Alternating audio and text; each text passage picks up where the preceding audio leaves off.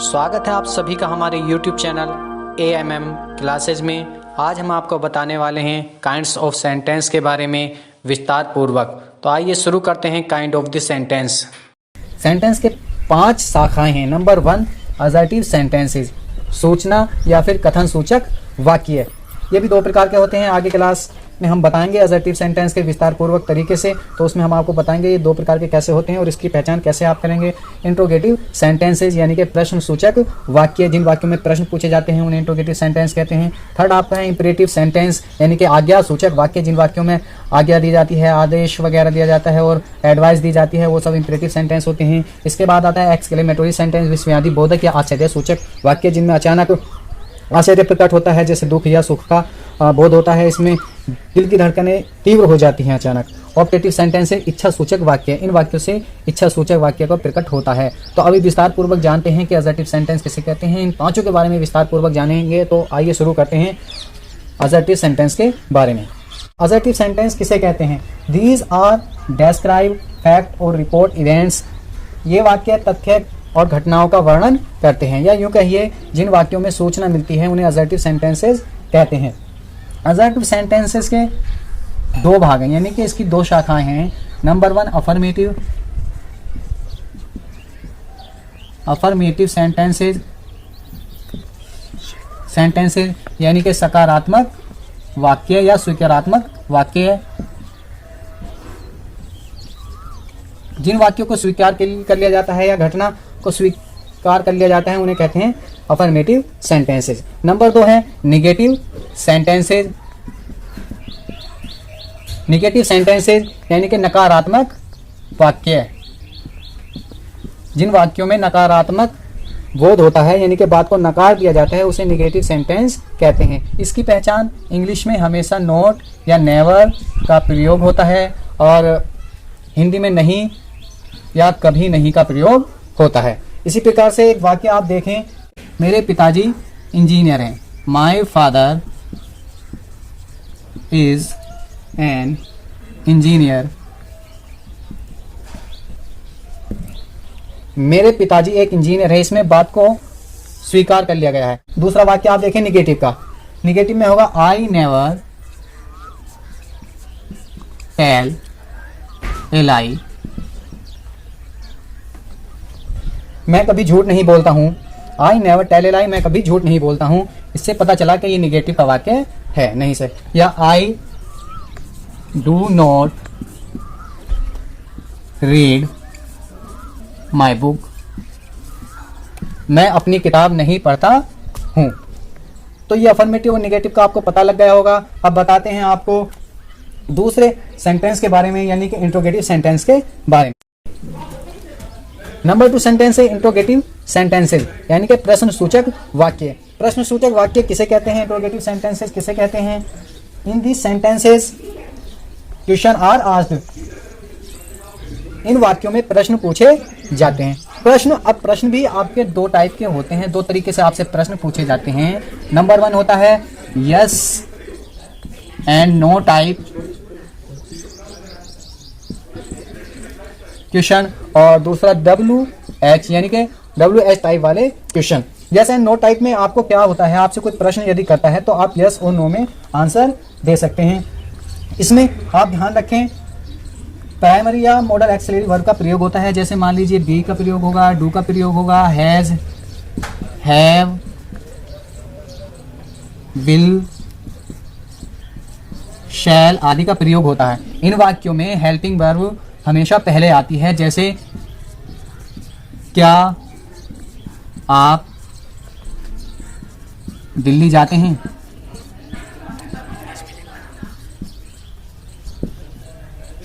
यानी कि हिंदी में आप देखें क्वेश्चन वर्ड जो है वो पहले है, तो इसकी अंग्रेजी नहीं आएगी और हेल्पिंग वर्ब से स्टार्ट करेंगे, क्योंकि प्रेजेंट इंडेफिनिट का वाक्य है तो इसलिए, और बहुवचन है। क्या आप दिल्ली जाते हैं? तो do you go to Delhi.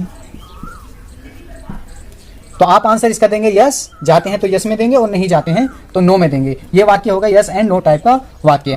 अब WH टाइप के जिन वाक्यों में क्वेश्चन वर्ड व्हेन, वेयर या व्हाट, व्हेन वेयर, वाई जैसे क्वेश्चन वर्ड आते हैं उन्हें कहते हैं WH टाइप क्वेश्चन।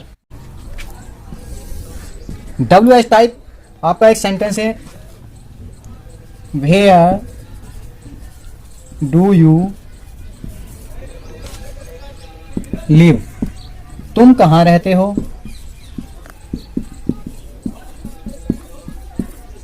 इस वाक्य में आप देखें वेयर यानी कि क्वेश्चन वर्ड WH जो स्टार्ट से हो रहा है वो पहले आया है और हिंदी में बीच में आया है। तो हमेशा जिसमें WH आ जाए वो WH टाइप इंट्रोगेटिव सेंटेंस होता है।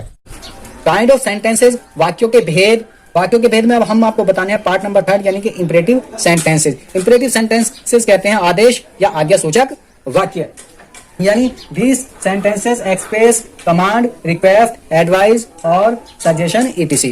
यानी इन वाक्यों से आज्ञा, विनती, सलाह या सुझाव आदि का बोध होता है। आइए पहचान करते हैं कुछ वाक्य लिखकर कि कैसे पहचान करें। नंबर 1, डोंट स्मोक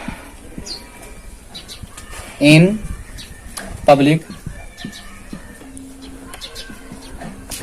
प्लेसेस, यानी सार्वजनिक स्थानों पर धूम्रपान मत करो।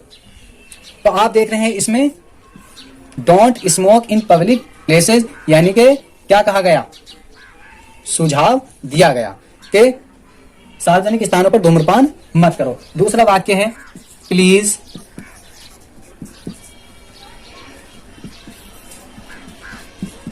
लिसन टू व्हाट आई से,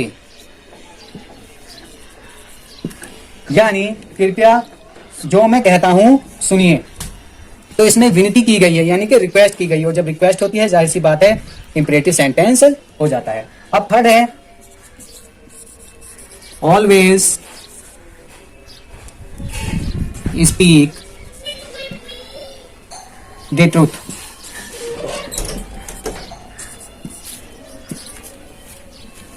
सदा सत्य बोलो।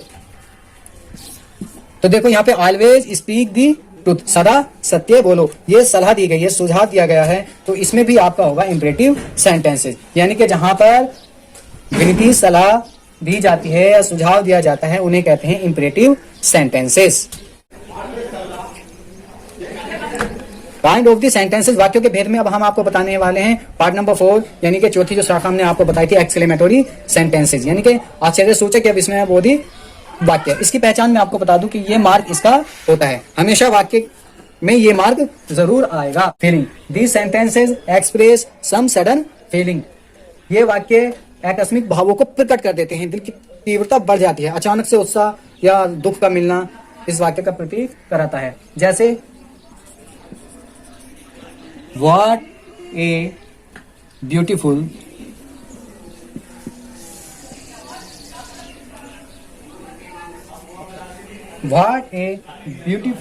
sight,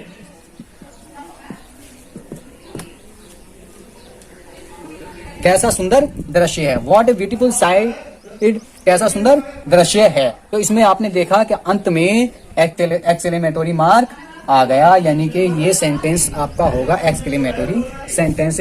इसी प्रकार से यदि आ जाता है oh his father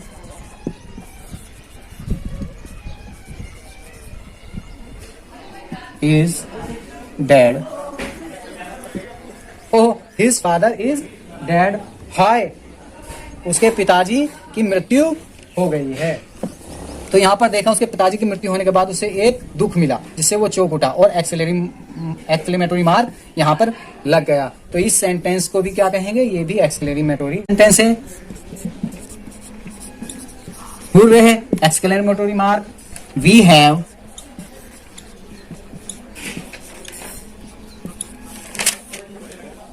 won the match,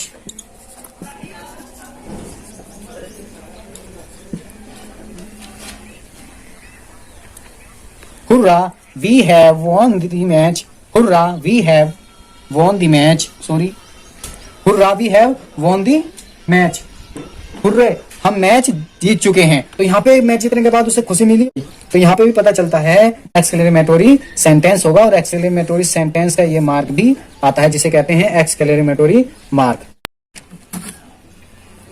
अब हम आपको बताने वाले हैं काइंड ऑफ सेंटेंसेस, वाक्यों के भेद का 5वां भाग, यानी कि ऑप्टेटिव सेंटेंस के बारे में। ऑप्टेटिव सेंटेंस कहते हैं इच्छा सूचक वाक्य। आइए जानते हैं ऑप्टेटिव सेंटेंसेस को कैसे पहचाने, किसे कहते हैं optative sentences. These sentences express wish और प्रे, यानी ये वाक्य इच्छा या प्रार्थना प्रकट करते हैं। जिन वाक्यों में इच्छा या प्रार्थना होगी इच्छा सूचक वाक्य कहलाएंगे या ऑप्टेटिव सेंटेंस कहलाते हैं। जैसे sentence number 1, long live our king, इसमें भी एक्सक्लेमेटरी मार्क आ जाता है। तो हमारे राजा दीर्घ आयु हो, लॉन्ग लिव आवर किंग, हमारे राजा दीर्घ आयु हो। तो राजा के लिए प्रार्थना की जा रही है कि उनकी उम्र बढ़ जाए। तो इसमें भी आप देखते हैं कि इच्छा के अनुसार उनको प्रार्थना दी गई तो ऑप्टेटिव सेंटेंस हो जाएगा। उसी प्रकार से sentence number 2, may God help you,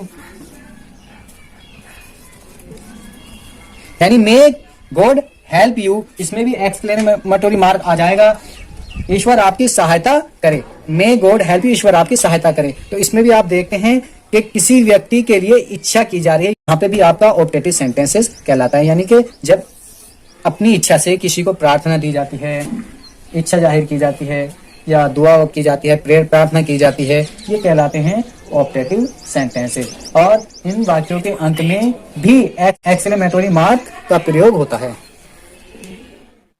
dear students, हमारी वीडियो लाइक करें एंड शेयर करें और प्लीज चैनल को सब्सक्राइब करना ना भूलें। बेल आइकन को जरूर दबाएं ताकि हमारे आने वाली वीडियो आपको